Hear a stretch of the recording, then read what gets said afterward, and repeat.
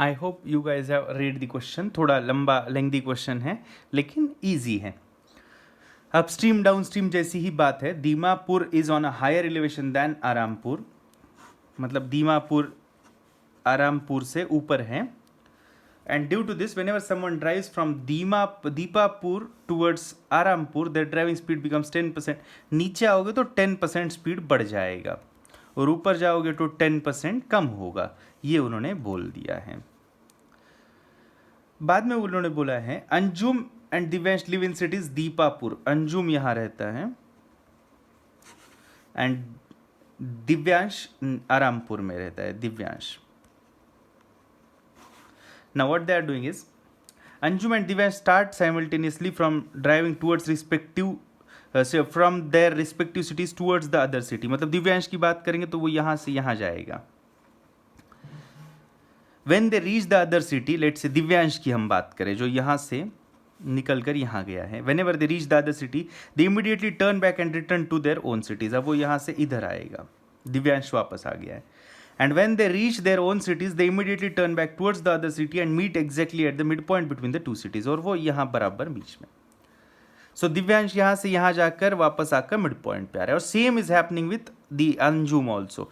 He travelled from this point to this point then come back and like this. ठीक है, सो दोनों ने same distance travel किया है, सेम टाइम में दोनों ने सेम डिस्टेंस ट्रेवल किया है, लेकिन दोनों की सेम डिस्टेंस सेम टाइम में ट्रैवल किया है, लेकिन उनकी speeds they have traveled the same distance and they have taken the same total time, so obviously their average speeds will be same।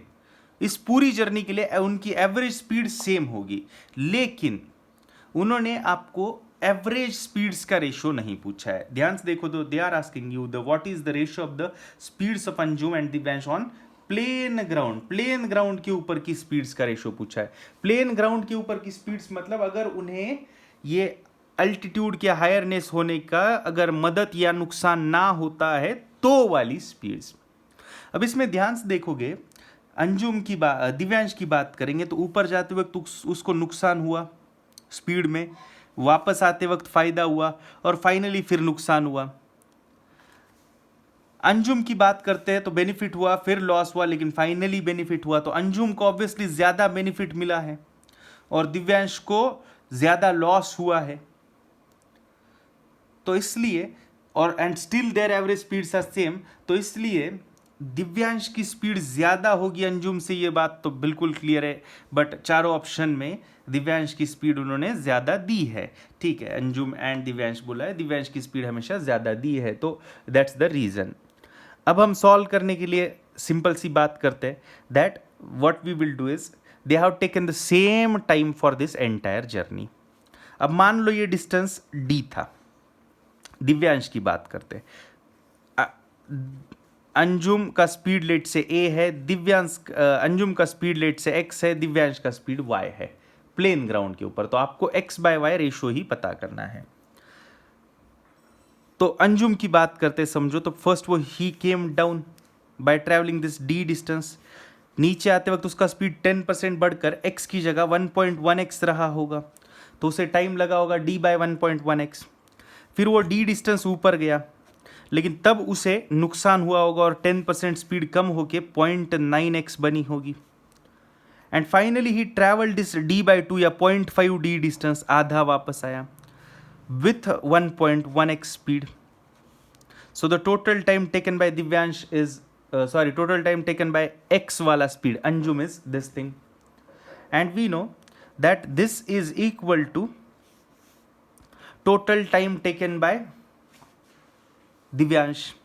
Divyansh first went upside, so his speed was 0.9y because his original speed we assumed as y, so 10% reduction hoga upar aate waqt. Then he came back d distance, that time his speed was 1.1y, and then he again went up for half d, that time his speed was 0.9y, and we know that these two values are same, ये दोनों same हैं। अब इस इसको आप अगर ध्यान से देखोगे तो D we can take common in this as well as we can take D common in this, ये दोनों में से हम डी कॉमन ले सकते हैं।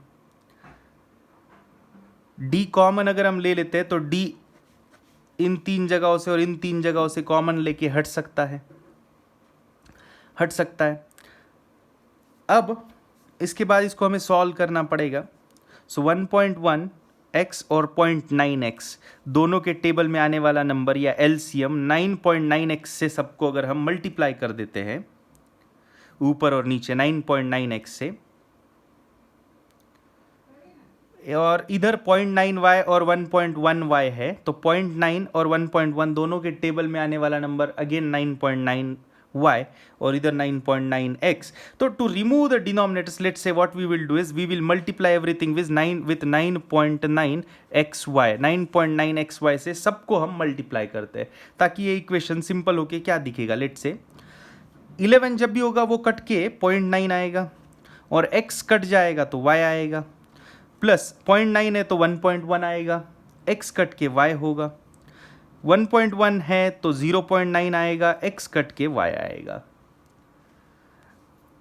इक्वल टू इसी तरह से 0.9 कट के 1.1 आएगा, y कट होके x आएगा, 1.1 कट होके 0.9 आएगा और y कट होके x आएगा, और 0.9 कट के 1.1 आएगा, लेकिन उसका 1.1 इंटू 0.5 है। ये एक्चुअली हमने यहाँ पे भी 0.5 का ध्यान रखना ज़रूरी था। ये 1.1 कट के 0.9, 0.9 इंटू 0.5, 0.9 इंटू 0.5 0.45 होता है, तो यहाँ पे 0.9 नहीं लिखना चाहिए, 0.45। सिमिलरली यहाँ 0.45 y कट होके x।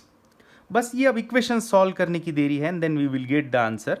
Let's say what is it, 0.9 and 0.45 is 1.35 y, and यहाँ पे y कितना आ रहा है ओके यहाँ पे सारा y है 1.3 एंड 1.1, मतलब 2.45 y is equal to 1.1 and point is equal to 2.45 x।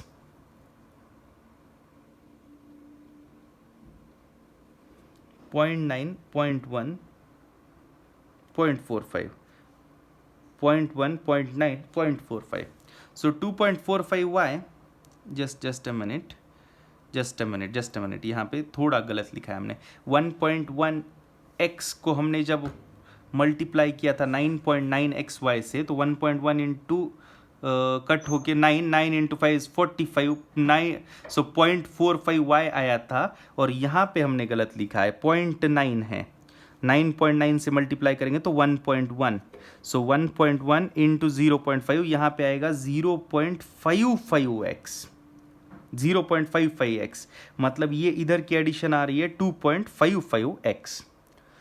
आपको x बाय y का रेशियो पूछा था, तो x ये y इधर लेके आएंगे तो 2.45 divided by 2.55, so x by y की वैल्यू आ रही है 5 से कैंसिल करते हैं तो 49 is to 51. So answer is 49 is to 51, which is given in fourth option. So x by y is 49 upon 51. ये बस थोड़े लेंथी इक्वेशंस थे, उनको हमें सॉल्व करना था।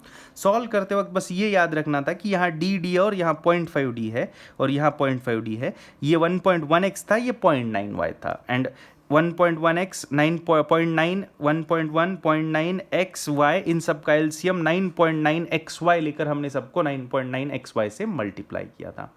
सो लेंथी क्वेश्चन था, बट अच्छा है, conceptually we can learn lot of things from this question.